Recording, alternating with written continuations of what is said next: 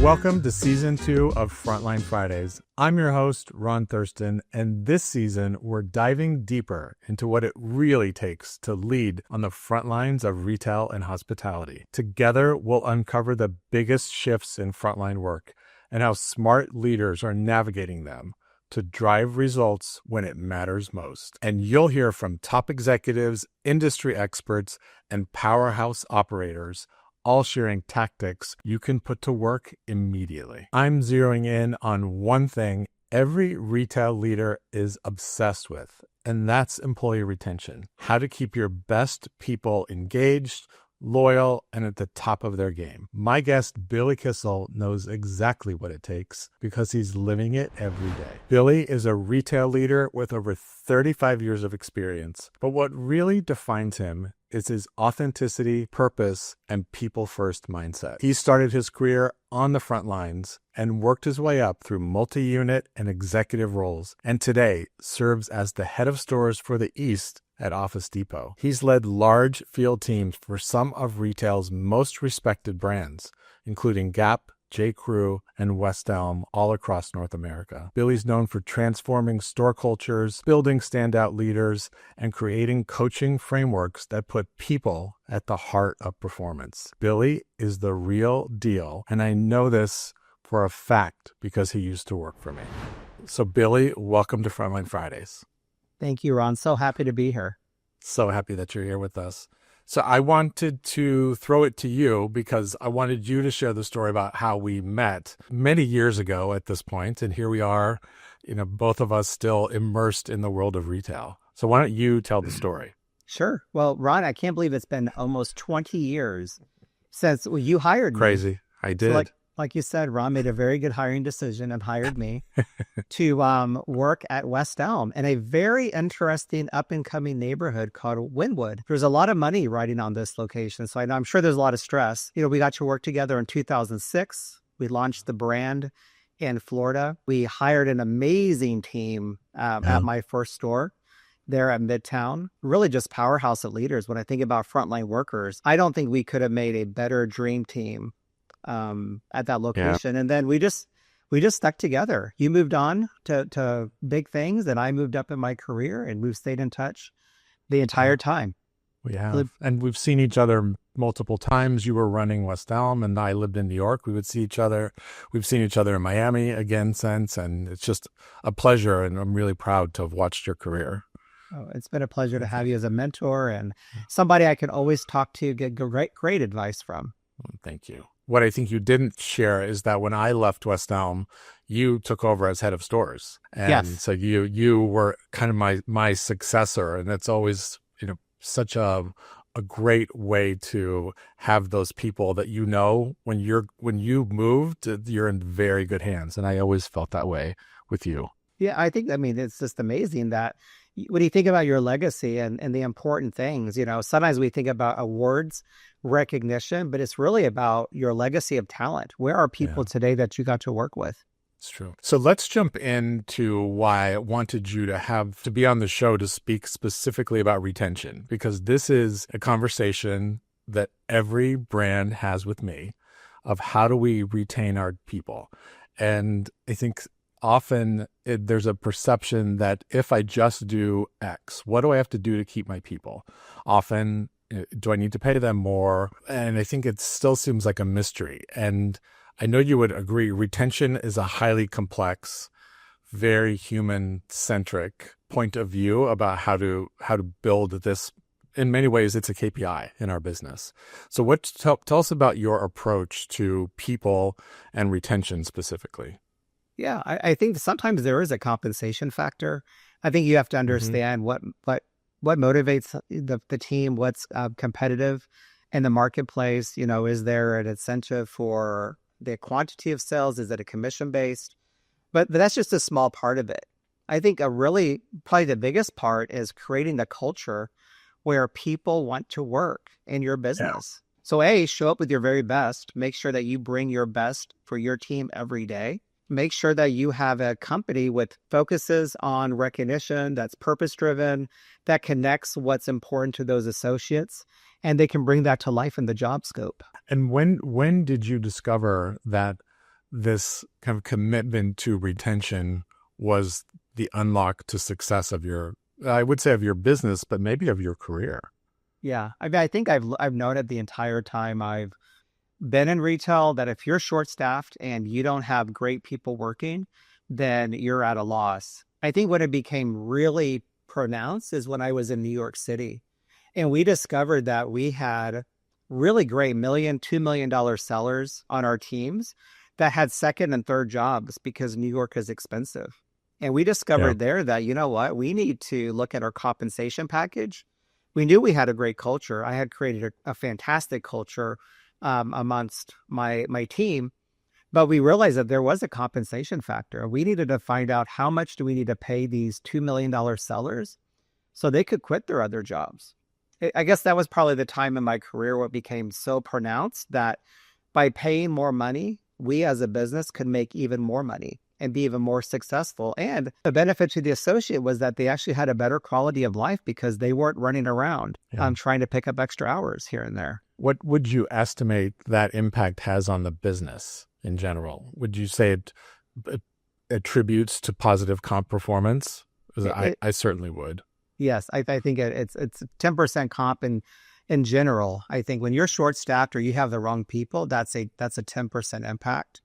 I think in New York, it's $1 million impact. It's funny because when I think back to you and I opening West Elm in Midtown, I think that team, there was probably, 75 people in there.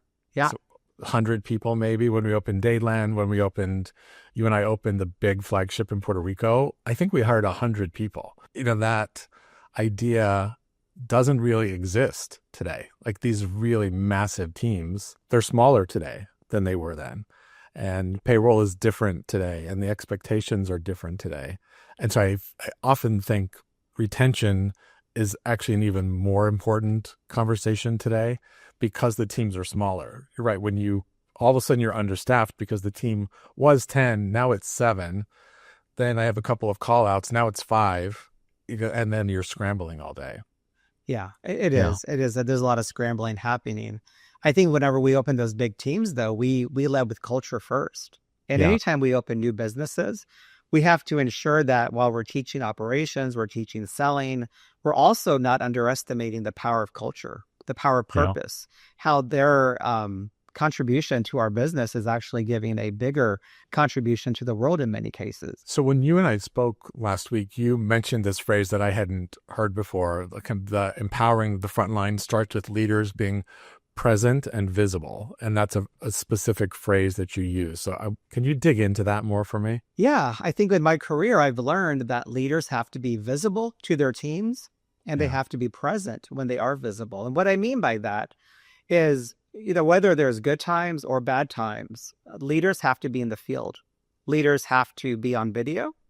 Leaders have to be in the locations. When you're giving it that effort, you have to be present, which means when I travel, I clear my calendar. I travel Tuesday to Thursdays, and I do my very, very best to protect that time so I can be present with our store associates. So I can really look them in the eye and ask them, how are you doing? Find out, how long have you worked here and what makes work fun and enjoyable? I ask them to tell me about something they're proud of from a success story. Or one of my famous lines is I'll ask them, what are you famous for?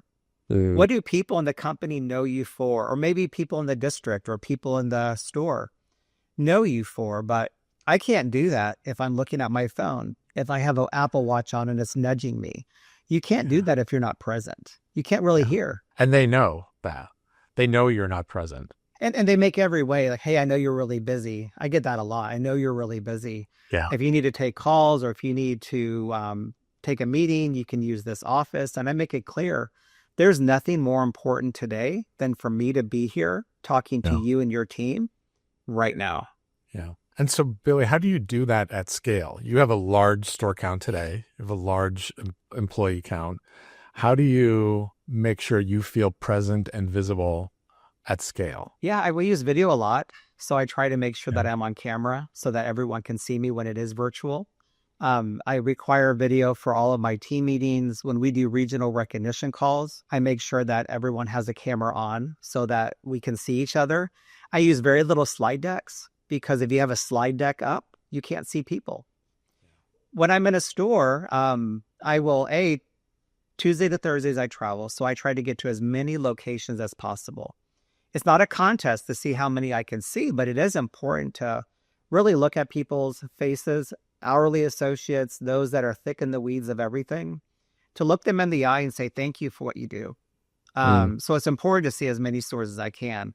But I also do town halls, because sometimes to get that message out to the masses, you have to have them come to you so that you're able to amplify and evangelize that message in a more intimate setting. Even though there's a lot of people, it saves a lot of bandwidth and a lot of battery power to do it in that setting. For sure.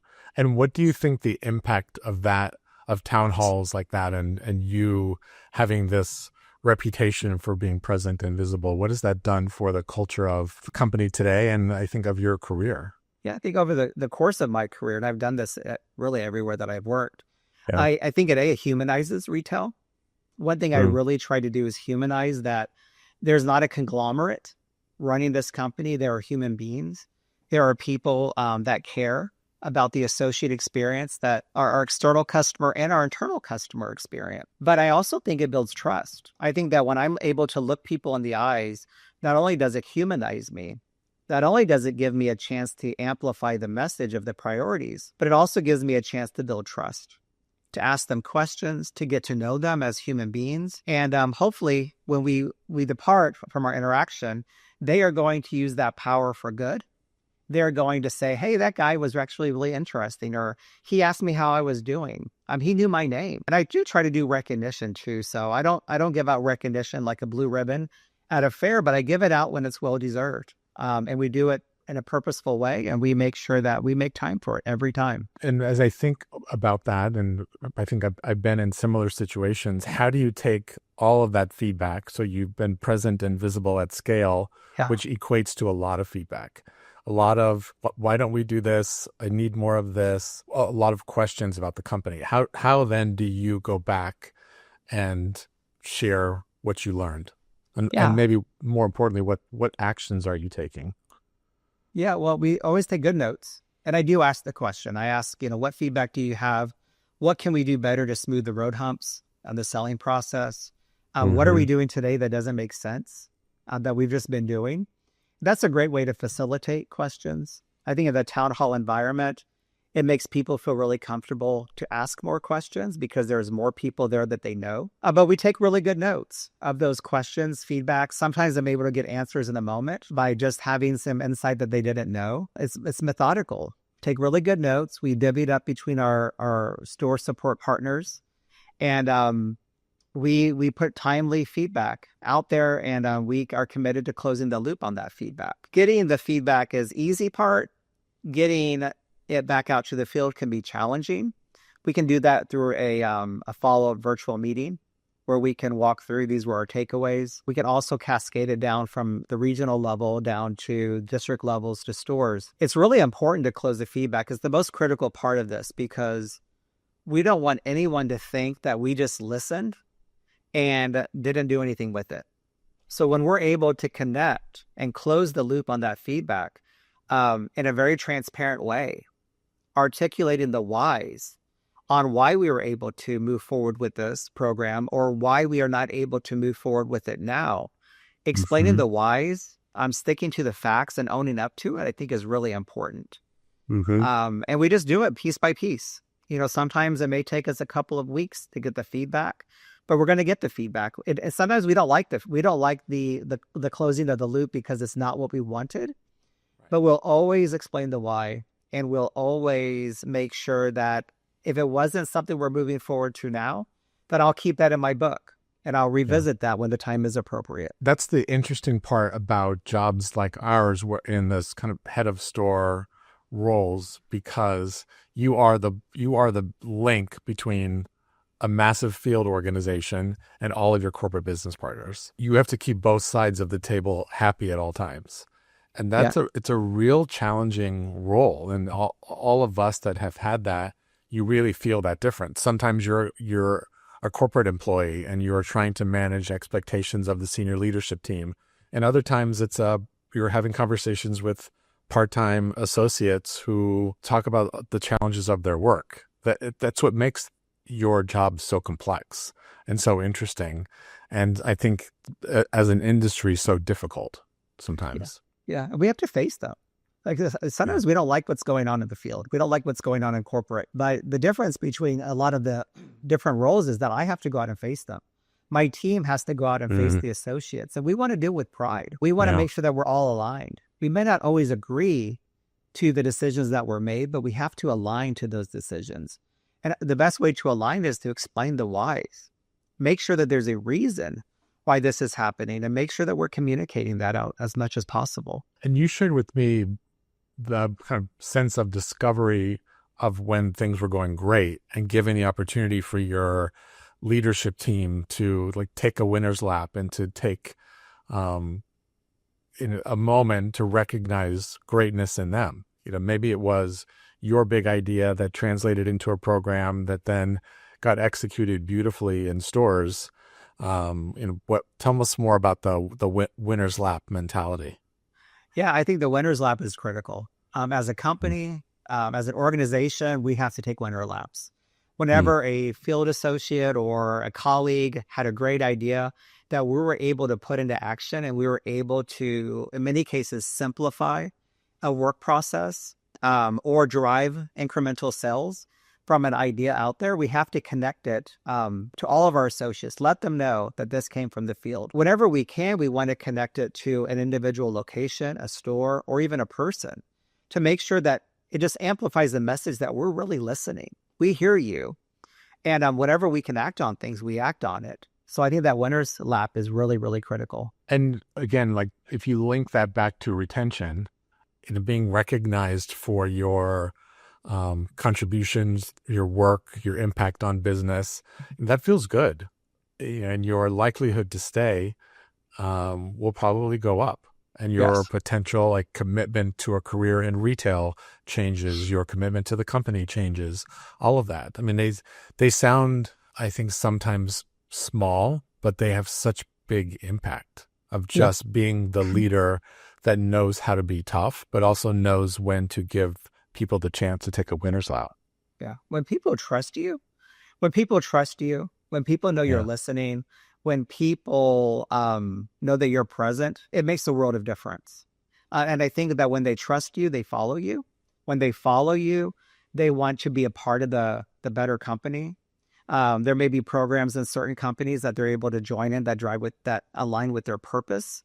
All of those things keep people coming to work. They keep people committed and put them into a growth cycle. Agreed. Tell us about your approach, like leading multi-store leaders. As you've grown in your career, you and I both know going from single store to multi-store is hard. And then leading multi-store leaders is even harder. And so like, how have you developed that skill and how do you retain those people?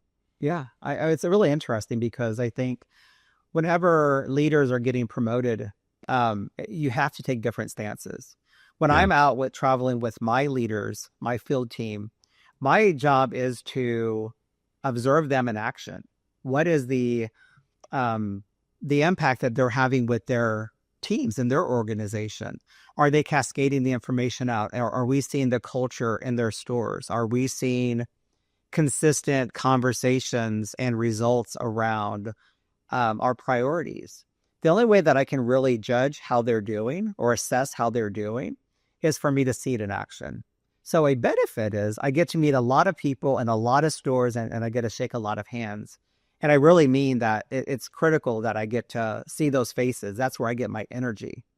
But for me to know how a leader is doing across maybe 20, 30 stores, the best way for me to do that is to go visit those stores and see, did they bring to life what we have been focusing on? Are they bringing that strategy to life? Are they executing well? And do we see it in the people that we're meeting? And can you think of any examples where that really like shine through too? Because I certainly can think about times when you're like, wow, that exceeded my expectations. I thought this was a good idea. I didn't realize this would catch fire like it did. And now all of a sudden I'm visiting stores and they are obsessed with this idea. Especially when there's new promotions, internal promotions. I've had a lot of success with promoting people internally. And my outlook on that is when you promote someone internally, you know what you're getting, or at least you know what you're getting a lot more of than just hiring somebody that went through an interview process. They already have skin in the game. You've already seen what they can do. And there's many cases. One is specific I think about in our South Florida market where we promoted an internal general manager to a district manager. And the culture in that environment has really gone off to the high end of engagement, and results are going in that direction too. We went from an area that was unmotivated. If you were going to do a meeting or a town hall, you'd have low attendance. You just had people kicking the can, it felt like. With a new leader, whenever you're able to develop them, explain what the priorities are, really make sure that they understand what they're going to be assessed on and what's important with their career, I think you see that come to life. And not only do you see a drop in retention, at first you may see some people leave because maybe they're not signed up to the new programs that this leader's bringing. But the energy that they're bringing makes a difference. And it transcends across one store to multiple stores. And it drives positive results. Not just the behaviors, but the results are fantastic also. Yeah. I know that leader and I can understand that. Yeah. I had coffee with him a couple months ago, and yeah, he's a very special guy. And I think agree. If you're bought in to him and his vision, you will go far. Yeah. And he brings a different outlook on typical retail. A lot of us have been in this business a lot longer than we like to admit. But Hugh, he brings in an energy and a different outlook on things, and it kind of catches people off guard. But I could say, whoa, that's not how we do it. But the reality is that's how they do it.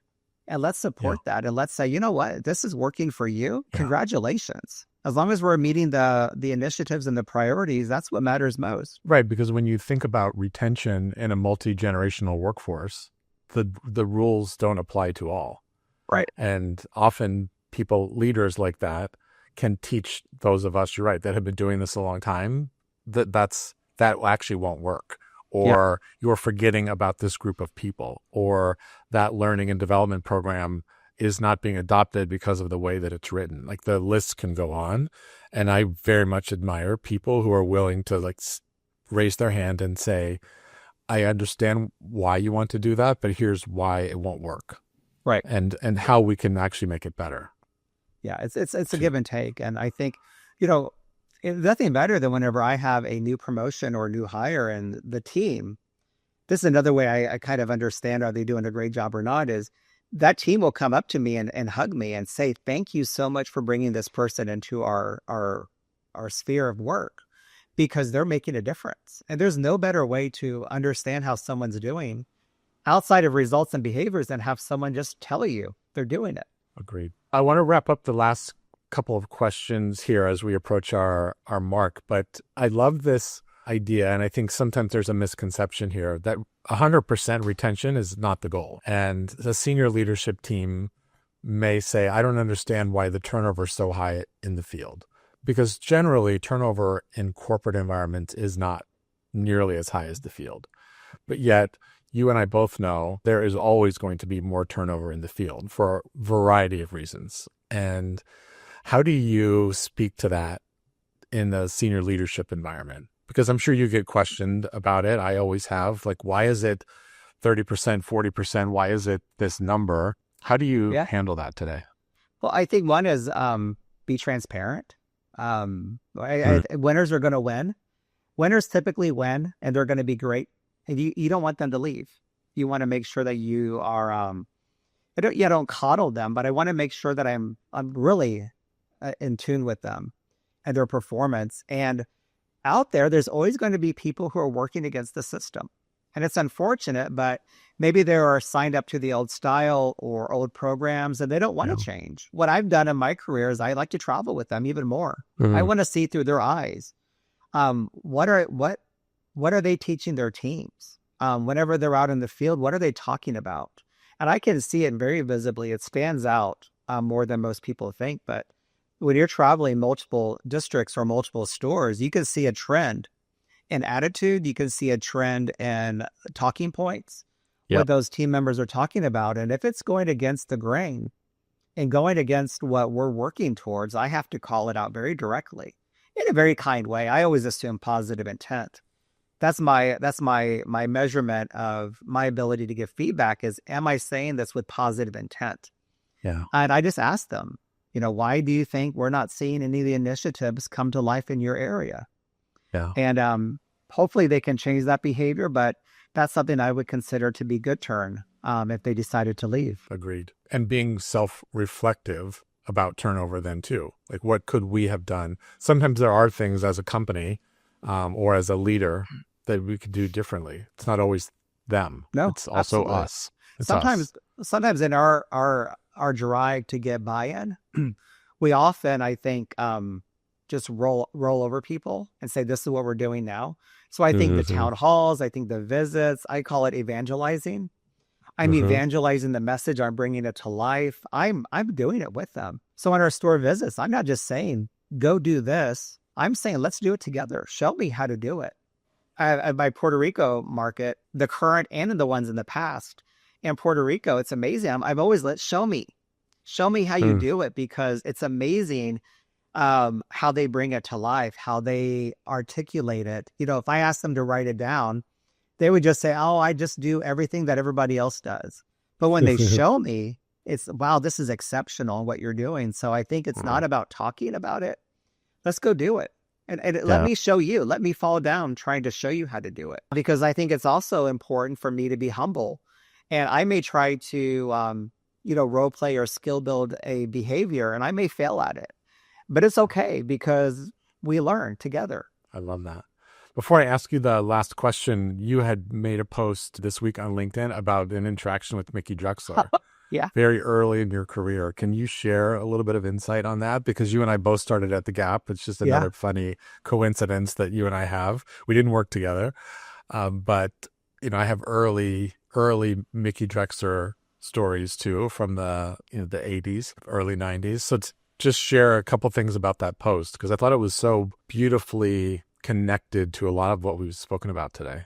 Yeah. I've been reflecting a lot on my LinkedIn post and trying to bring in something that's going to help the world be a better place. But Mickey had posted a post recently about an experience he had at SoulCycle. And he gave some feedback, and the instructor said, you'll never have to tell me that twice. And it reminded me of my first interaction with him. I am probably 19, 20 years old in Miami in the early 90s. It was a very interesting photo of me back then. Mickey came into our store, and I had my general manager mostly walked with them. I was just kind of listening, taking notes, and he asked to remove a tea stand, one of the fixtures that most retail clothing stores have. And he said, hey, this doesn't work here. It doesn't make sense. It impedes the flow of traffic. And the general manager, acknowledged it. I wrote it down, and Mickey was fast and furious, and he did. He left the store that day. And my general manager got us all together. We were recapping the visit, and we were talking about the things that we were going to do. Lo and behold, about 30 minutes later, Mickey walks back in. And we're like, whoa. And he walks up to that fixture, and he looks at the general manager and says, why is this still here? The general manager was like, well, we're going to take care of that tonight. And he's like, why would you wait till tonight? And it reminded me, one, of urgency. We have to be urgent. And I swear, since that interaction, I've been urgent in everything that I do. You are. But right? But the second is, I don't want to ever have to answer something twice. I don't want to ever have to answer something twice, because we should be urgent in what we do. I got to work with him later on at J.Crew, whenever he was working on this turnaround and bringing back the amazing style and looks of the past. And he just made it so clear that feedback is critical. Feedback should be given with not a lot of words. It should be direct, but we're all in this together. And if we're all in this together and we have positive intent, we should be able to give feedback all the time. And it really just resonated back to 1992 at the Gap in Bayside Marketplace in Miami. I love it. Think about the power that you have today to make those moments, that someone 20 years from now, God, 2045, is going to be writing about you. Well, I do think, there's a phrase out there, when you think no one's looking, that's when everyone's looking. I believe that that's true. And we have to make sure that everything we do and display, we're making a difference in people's lives. And I think that's really, really critical for us to remember. Yeah. It's why we do what we do. Last question. So if every leader listening could take just one action tomorrow to boost retention, what would it be? Just one action. I think one of the most challenging things for people to do is, especially in the mornings, we get lots of messages, lots of emails.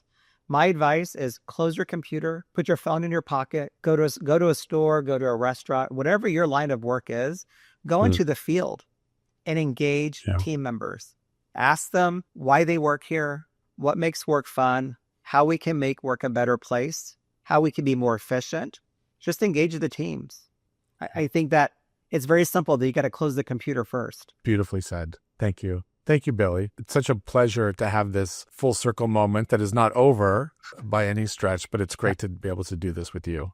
Oh, it's been a pleasure, Ron. I love observing you and watching your journey here. I think you're making a difference in a lot of people's lives. Thank you, Billy. And for everyone listening, ask yourself, where can you be more present, give more access, or celebrate wins this week? Those moments matter, as Billy described. Follow Ubik on LinkedIn for show updates. And if you're ready to connect, train, and empower your front lines with the next generation tools, click the link in the show notes to learn more. Until next time, I'm Ron Thurston. Keep leading boldly and keep empowering your people.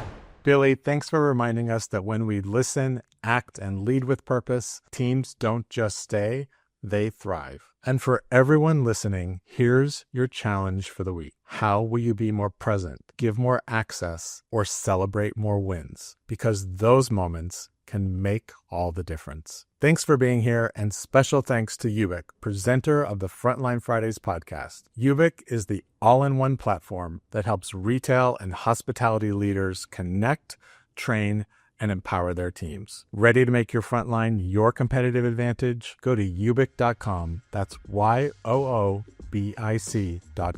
to learn more. Until next time, keep leading boldly and keep empowering your people.